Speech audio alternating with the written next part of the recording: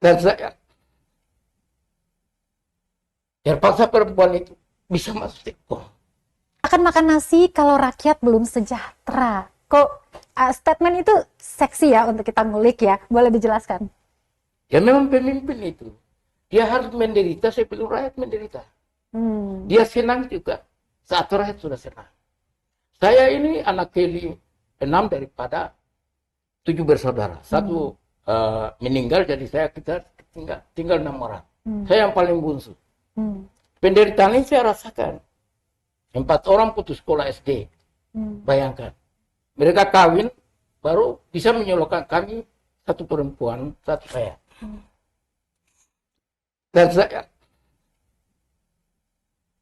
terpaksa perempuan itu bisa masuk Tekong. Download Tribun X sekarang. Menghadirkan lokal menjadi Indonesia.